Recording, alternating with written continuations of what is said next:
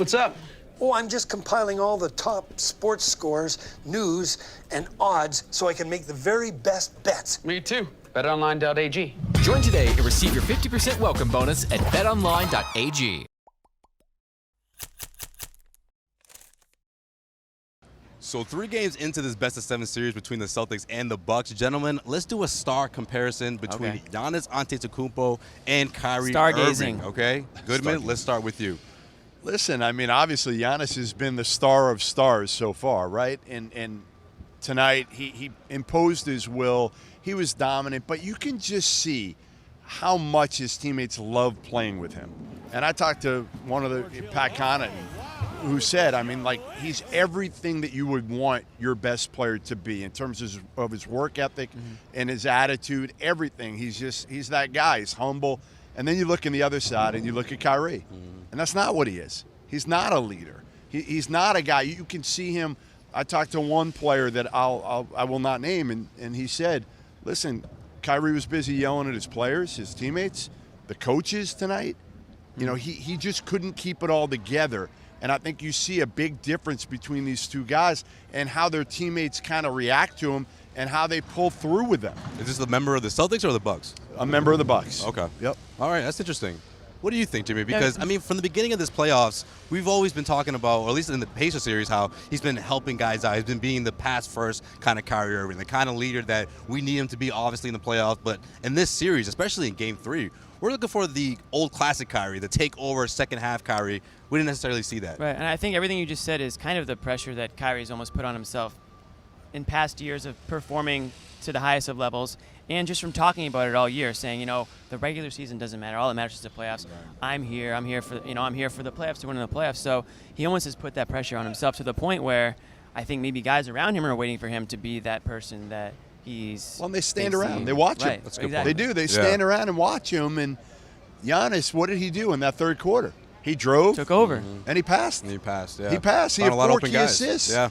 In that quarter, and Kyrie always talks about having the ability to do that, right? When he feels like it. That he can be a pass-first guy. He's been saying that. But that's what he's got to do. He's got to get his teammates going and then pick his spots because, as he says, and he's right, he can get to the basket and score whenever he wants for the most part, although tonight he got swallowed up on a few occasions. Yeah, I was going to say, because I don't think that applies to Game 3, right? Because, I mean, the Milwaukee Bucks, you have to give them credit for how they've been able to defend him. It's a group effort. It's a team effort. And throughout that second half, he just couldn't get any shot that he really wanted. They made it really tough for him. And I think one of the differences, I don't see Giannis getting emotionally too high and emotionally too low. No, he's even keel. When you look at the Celtics, that's the opposite. I mean, these guys are pumped up when things go their way. I mean, Marcus Smart, who's obviously not playing, but those types of guys, they get you going. And then when things aren't going their way, I mean, you saw it in Game 3. I mean, they're arguing with the refs. They're as apparently opposing team noticed, they're yelling at each other out there. So, I mean, when things go south, they tend to go south in a hurry,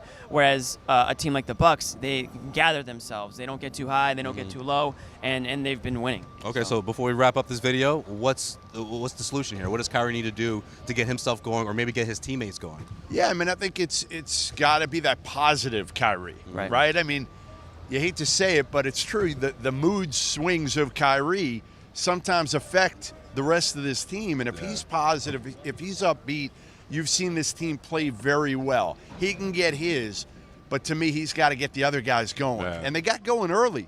They did. And I think the other thing is they got to guard. And it starts with Kyrie, because if he doesn't guard, everybody else is out of position. Their rotations are off. So he's got to do just an average job defensively on the perimeter. Yeah, I agree with Jeff. It starts with Kyrie. It ends there. I mean, you got to have your guys all on the same page. I mean, they've talked about it this year. You know, they've admitted that they weren't on the same page throughout the regular season, and they've said since then things have changed.